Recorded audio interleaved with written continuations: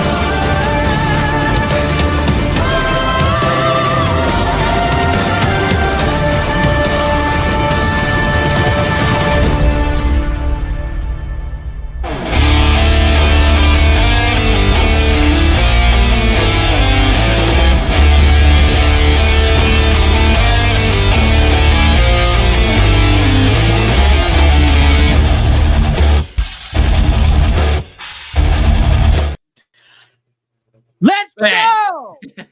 Bang. Bing bong. Welcome back to Sarcastic Remarks alongside my brothers, Chris and James. My name is Ryan. We are the official Dallas Stars podcast at THPN. Go and use that promo code THPN the next time you go and use their services. The Dallas Stars have even the series, ladies and gentlemen. It is 2-2. Stars win 4-2 in Game 4 against the Vegas Golden Knights. They still won here tonight, honestly, in a game they probably got outplayed in, if we're being completely honest, but it does not matter. The game is going back to Dallas. Dallas has regained home ice advantage, and it is now a best of two. First to two wins. So how are we feeling tonight, guys? How are we feeling?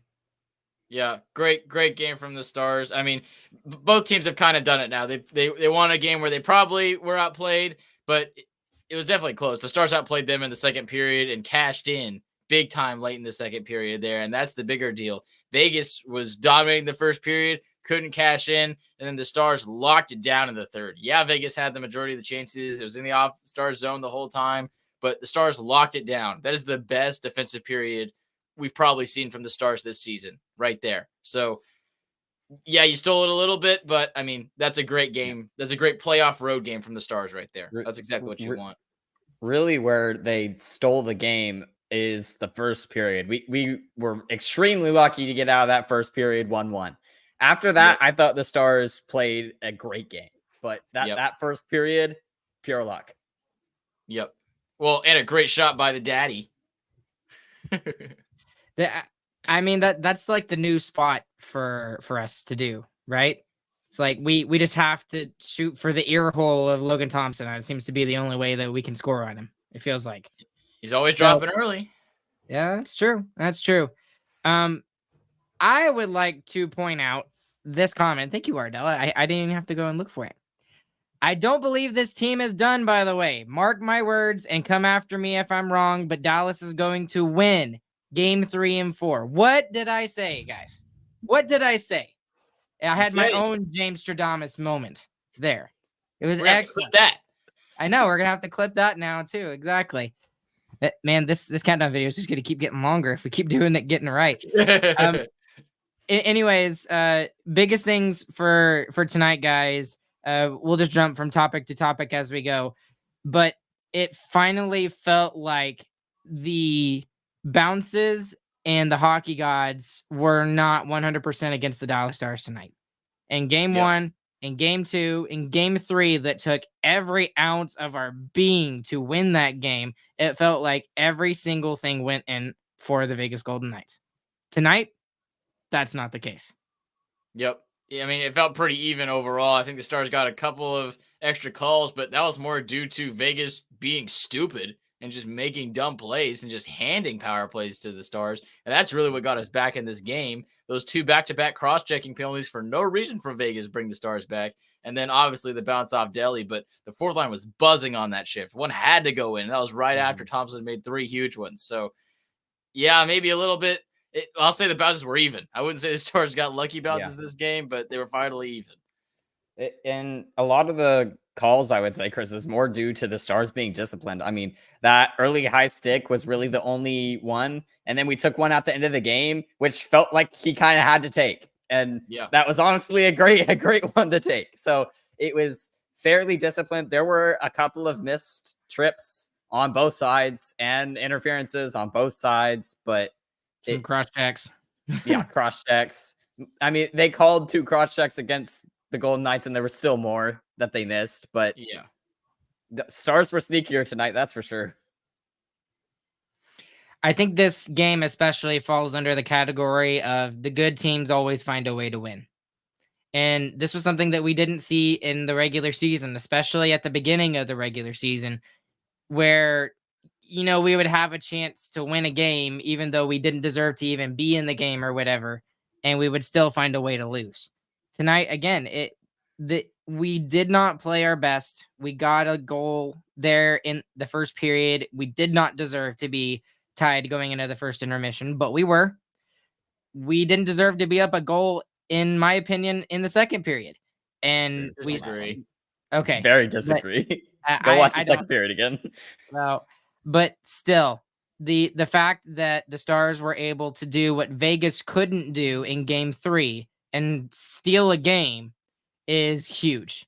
And this absolutely kind of fulfills my hope and my belief in this team again. And even though I was saying what I said and that I still believe the Stars could come back in game 3 and game 4, you had to be honest and think that the whole situation looked extremely bleak. It looked very bleak. It didn't seem like it was a chance. Hockey, I hate hockey and I love hockey at the same time, Chris. Ever since you tweeted that you hate hockey, I mean, I'm going to Six Flags with my middle school kids next week. That's literally what this series, 4 games, has been like. Yeah, we're barely halfway through. We can beat these guys. Nope, down. 2 games. We're talking, all right, this might be the end of the series. Right back up. All the way back. Yep. Yeah, and that's exactly what I meant by those tweets. Obviously, I don't hate hockey, but man, when you're in those moments, it's like Stars doing everything. They can't score. Man, it feels like you hate hockey, but this series has been absolutely crazy. All 4 of these games have lived up to the hype. They've all been outstanding hockey games, just from a pure viewership standpoint. And we were talking about this a little bit in the chat right after the game before this podcast, but this series just feels so much more like a playoff series than every other series that we're watching right now. I mean, these 2 teams are in a slugfest compared to every other series. No other series has gone 2-2 on games. Every single one is either a sweep or 3-1.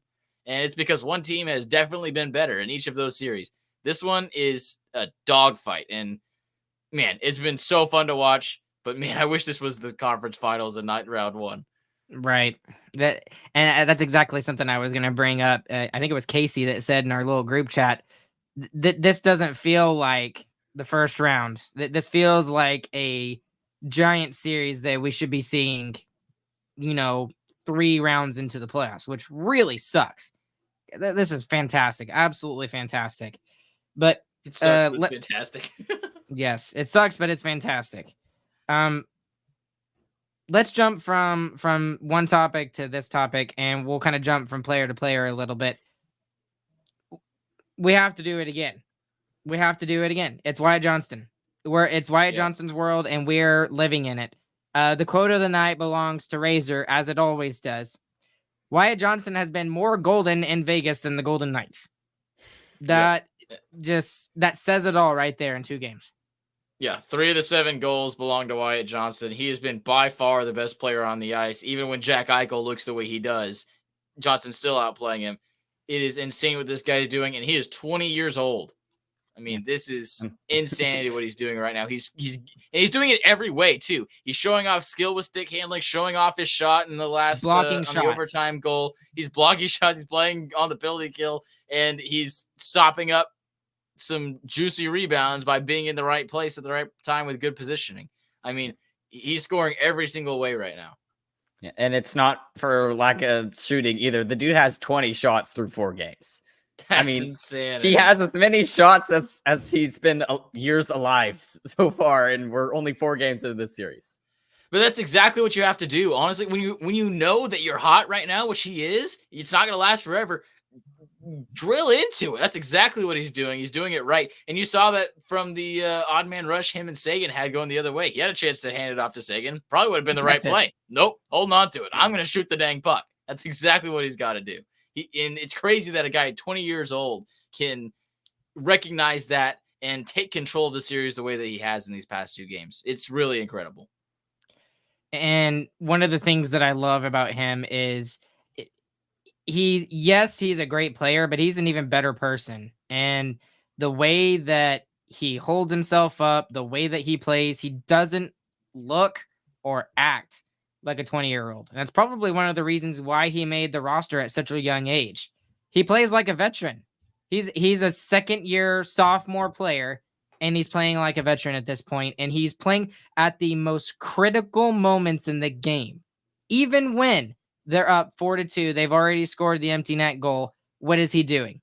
He is single-handedly in the Vegas zone, just keeping it under the icing line in the Vegas zone against the 2 defenders and going back and forth between the 2 guys. Like, he was doing it himself. He got some help from I think it was Stankoven or somebody as well. But still, the fact that he had enough energy and enough hype to get in there and just to do that, you never know that maybe that was the difference in the game and not allowing them to even get 2 goals going into and then maybe we're talking about overtime after that. You never know. But just the way that he plays, the way he holds himself up, the fact that he is the most clutch player right now for this Dallas Stars team. We're not talking about Rope. We're not talking about Robo, although Robo has been very good. We're not talking about Miro as much, even though he's been very good. We're talking about a 20-year-old kid who scored 20 goals last year, led a Stanley Cup contending team with 32 goals this year, and now he is absolutely trashing Vegas in their home barn, and he did it twice. Yep. And he was the best player on the ice in both games. And it's not just eye test that's saying that either. 3 straight games now, Johnson has the highest expected goals on the Stars team. I mean, he's everywhere all the time, doing everything. Yeah, not just defying odds. He's making the odds. and we talked about best player. I'm gonna segue it, Ryan. I'm gonna talk about the best line. The 4th line was crazy tonight. I mean, the depth of the Stars showing up big time in a way it hadn't in the first 3 games too. It was pressure in the offensive zone from those guys from the start of the game. Maybe didn't materialize a lot in the first period. It's a lot of shots on goal or dangerous chances, but you could tell that they had that mojo in the offensive zone, and it got better and better as the game went on. And Delangelo scores the game-winning goal off of his face in the crease. I mean, that's how you do it. That's how the 4th line gets into the series. Yeah, and that goal was a long time coming too. They spent 3 or 4 shifts straight trying to get chances in on Thompson, and then getting rewarded with a grimy, lucky goal is it's 4th line. That's how it works. Yeah. After Thompson saves 3 great chances that would have been beautiful goals, it takes the puck going off Telly's face. He's just been excellent. The Wyatt Johnston, and as for the 4th line, why did and like look at all the hype for Craig Smith over here. Zachary Mitchell saying Craig Smith in capital letters all the way up the top. Eric saying agree, Chris Smith was great. Why did we ever take him out of the lineup? The only thing I can think of, huh? He doesn't play a lot. Is the one thing. Well, who cares? He made a difference in overtime in game 3. I even called him to get the goal in overtime. I was almost right a couple times. And the only thing I can think of is that he is just absolutely, just he's fighting something with the injury bug. Again, I know I always jump to that, but that's the only thing I can think of. So he could just be fighting the old bug too. I mean, I really think that's what it is. Going down the stretch of the season, his minutes were getting lower and lower too. I mean, it's hard to keep up like that when you're older than everybody else on the ice. I mean, Pavelski could attest to that too with how he's played this playoff so far. Okay, so yeah, go ahead, James. Go ahead. He's a 34-year-old fourth line forward. Yeah, and he's got to play that fourth line, physical, grimy play night in, night out. That's hard to keep up. And I'm just going to be flat out honest here as well, because I thought it was a really interesting move considering how dominant he's been on that top line. But we saw that switch in the second period. I was sort of kind of towards the middle of the second period, I guess. And we saw Wyatt Johnston and Pavelski get flipped again, right? I don't want to say that was a big factor in the game, and that's why they won. But I still thought that was interesting, and I wonder what the context and the thought process was behind Pete DeBoer, because like Johnston and Robo seemed to have something going there for a little bit, and I know it wasn't clicking tonight, but he flipped them again, and maybe he is just trying to keep the mojo going, keep the brain moving a little bit, wake up a little bit. I don't know, but can y'all give me some speculation as to maybe why that is? There's no speculation. Both goals tonight were scored with Johnston and Robertson on the ice. That line got scored on twice, and both of them, they could have been solved with harder back checking, and I think DeBoer didn't like that, and he just wanted more stability. You take Johnston, put Pavelski on there, makes it to where they're not going to try the huge rush up ice, which they got caught on twice. And they're going to try a little more cycle, a little more dump and chase. I think that's really what the decision was tonight. Yeah, and I think what it proved was that it doesn't really matter who's playing with Wyatt Johnston right now. Wyatt Johnston is the catalyst. It doesn't matter who he's with. He's going to be the best player on the ice. Even if he's not on the best line, like we were talking about, he's going to be the best player. And that's normally how we feel about Duchesne, and that's normally how we feel about Hintz. It's a good segue into this. There have been some big key veteran forwards who have been completely invisible. I think that's the way you put it, Chris, during our watch along here tonight. It's Hintz, it's Duchesne, it's Pavelski. To a certain extent, maybe. No, that's not fair. But specifically those three players have been just completely absent, and I'm not sure why. Now, you mentioned this, Chris, during the watch along as well. Hintz made up for it. He made up for it there at the end. That right there is a playoff hockey play when you are fighting something hard and you can't get going. You're not scoring goals. You make a big time giant block. And then Pavelski gets you the puck. He pressures the D-man, and you get the empty netter. That's what you do. That was huge. Absolutely big. And we lost to exhale. I think Duchesne, Pavelski, Hintz is a lot more credit to Vegas than you think. I think Vegas is doing a great job of focusing down those guys. I mean, this is a hard defensive team. They showed it in the first two games. We couldn't get anything in those first two games. No one could. And it's just, I really think it's Vegas focusing, and I think they deserve credit for that more than anything. That's fair. I think you can give a little bit of credit. Yeah, I feel like there's some times with each of those guys where I feel like there just needs to be a little bit more want to. Like they need to find that second gear that everyone else is in when it comes playoff time. Especially, I feel like Duchesne, when he's in the offensive zone, he's just not reaching for the pucks the same way he was in the regular season. I don't know, but I'll give it to Vegas a little bit on that one. But I kind of want to get back to the Rope Hintz thing, Ryan, because that's exactly true. That's such a playoff play from a guy who is on the struggle bus to not feel sorry for himself and to throw a fit and pout around the ice. But he's gonna take a block shot at the end of the game and find a way to get up and get right back in the slot, right where he got hurt, and he gets rewarded with the empty netter all the way down the end of the ice. That is, if you're not going to play to the caliber that we know you can, that's what you got to do. Mm-hmm. That's the kind of game you got to figure out how to play when you can't get it going. And that's exactly what he did. Love that heart from Rope Hintz. Yeah. And overall, I thought he did have a pretty rough game. It felt like when the puck touched his stick, it was just gone. It was in Vegas' hands every time. Get anything going. And he had that one good backhander off the Pavelski 1v3 on the faceoff dot that he shoveled toward Thompson. But other than that, he really didn't get a great chance and had a lot of block shots, a lot of missed shots, a lot of bobbles with the puck.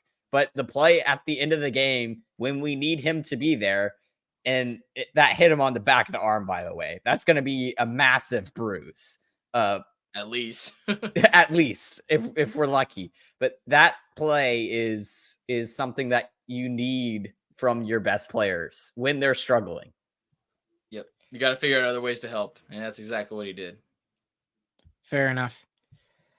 I want to jump into the time on ice with defensemen conversation because this needs to be mentioned, and we've done it 2 games and it seemed to work.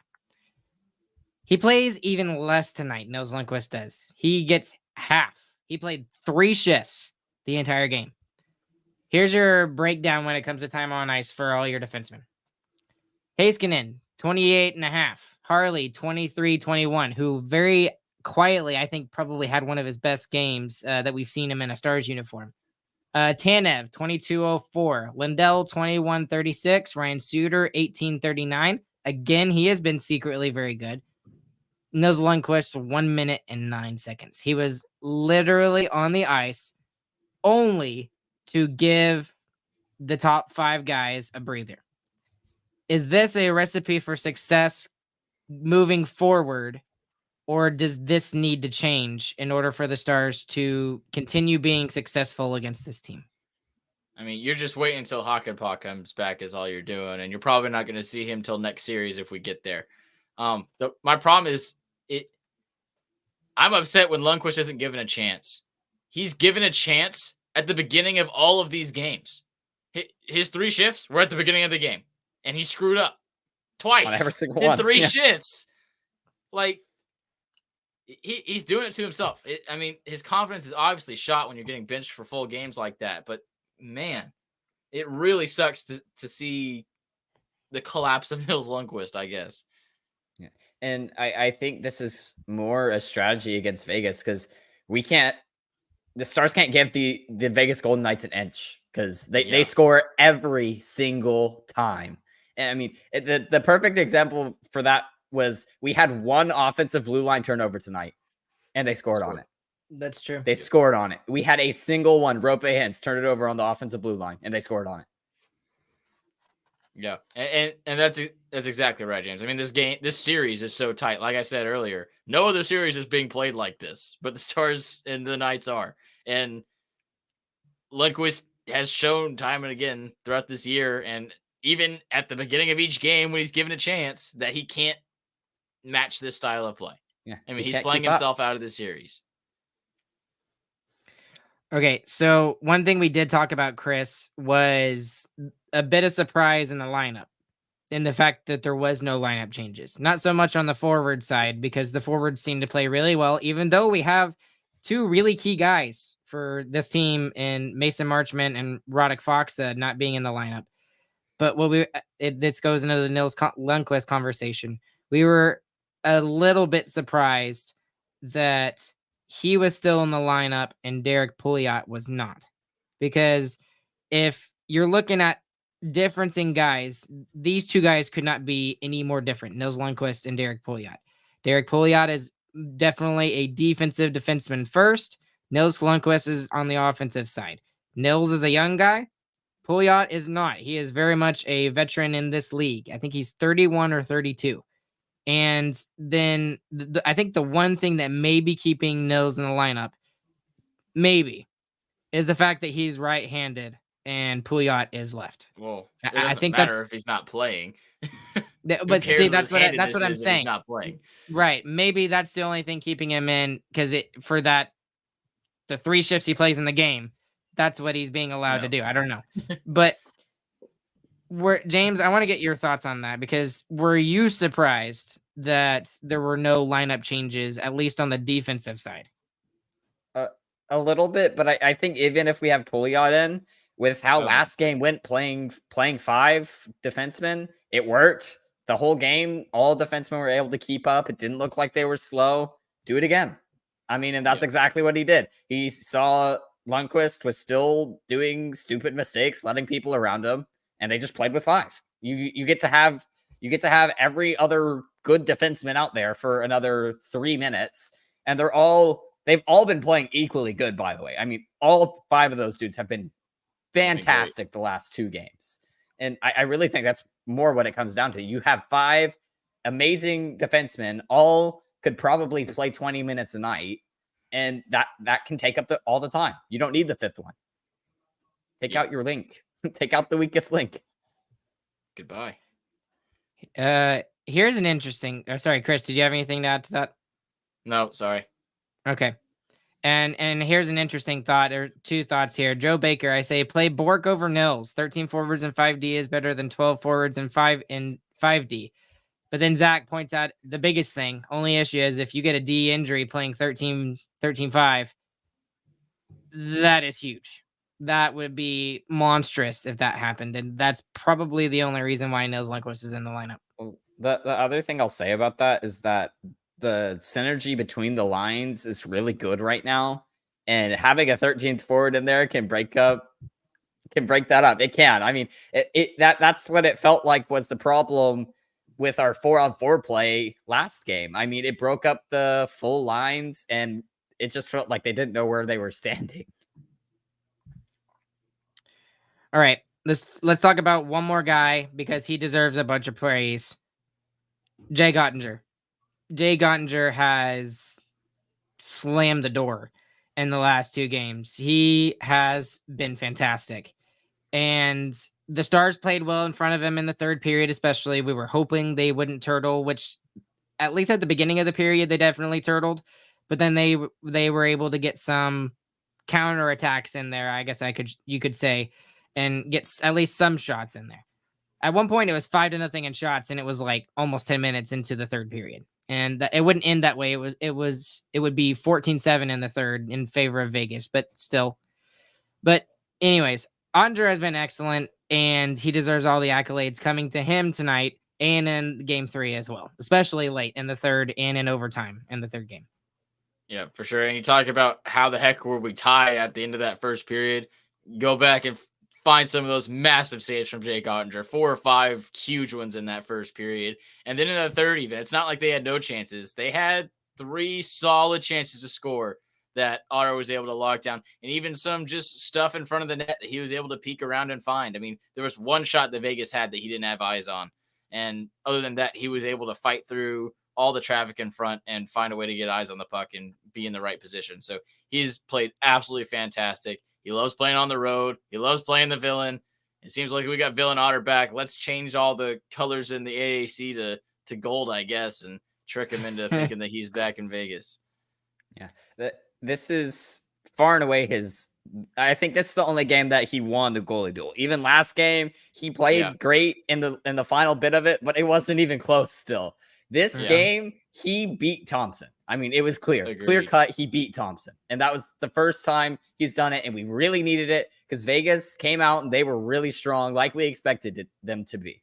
They were really, this game felt more like Vegas played good and the Stars played okay. You know, they played enough offense like they want to win the game, and Otter held them to 2. And if Otter can hold the Golden Knights to 2, then we're gonna win every single time.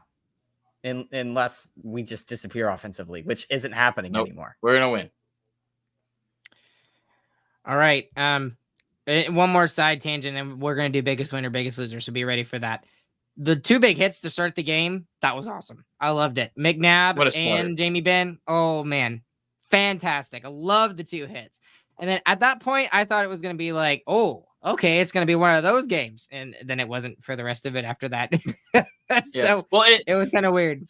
That's a perfect statement for both teams. Vegas needed to show up and say, hey, last game was a fluke. We're here. That's exactly what McNabb did with that hit. And then Ben was going to be like, you better not hit Logan Stankoven, and put him right back on his butt too. So both teams just were able to put what they wanted out there at the beginning of the game just within 10 seconds. So it was awesome. Love seeing those hits. And the best thing about both of those hits, both guys that got rocked just right back up. I mean, not even a hesitation, not even holding anything. You just immediately back on your skates going again. Man, hockey is fun. But you hate hockey, Chris. I hate hockey. It's the worst. Okay, guys. Biggest winner, biggest loser. We're already at 31 minutes tonight. So who you got? Wyatt Johnston, the biggest winner. He owns Las Vegas. He's the biggest winner. Biggest winner is Jake Ottinger for me. He showed up big time tonight.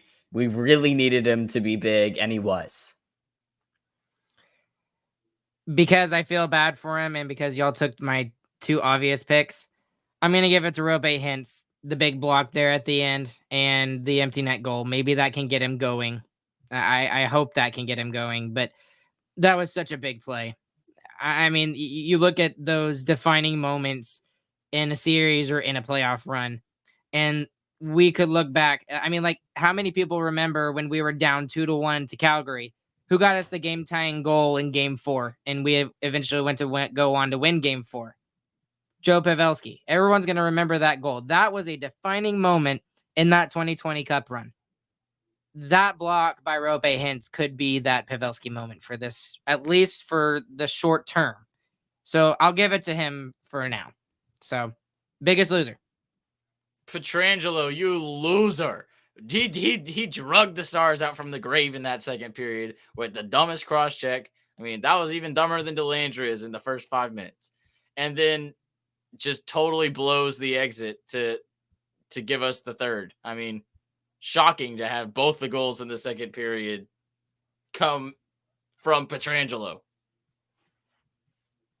James? I don't know. I honestly don't know who to give biggest loser to. Really the only thing that I can give it to is the 1 turnover from Rope on the blue line. I mean, that was the mistake in the game, I thought. And I thought that was gonna cost them big time, honestly. And that just shows how close the series is, dude. We had one bad turnover on the offensive blue line. Goal in the net. That's what Vegas does. So what we talked about, me and James talked about it in the last game. You against Vegas, you have to be perfect. They made one mistake, one giant mistake, and it ended up in the back of our neck. That's literally what it was. Especially this Stars team, that seems to be their weakness, is those turnovers on the blue lines, both sides. I mean, that's been killing them all year long. They've limited it as much as they could going down the stretch, and you just got to have none now. I'm going to steal Martin's because his is better than what mine was going to be. Can the biggest loser be every other series in round 1 other than this? Yes. Martin, you win the comments of the night. That is perfect. I love that. This is the only series that is competitive. There's 2 series already done. The Rangers swept the Capitals. Who would have seen that coming? And then the more surprising one, in the Battle of Florida. Florida handled Tampa Bay just fine. So we're going to have to see how the rest of these series go. Will the teams that are down 3-1 push back in Game 5? There will be a couple that do, but I still think most of those series are going to end in 6.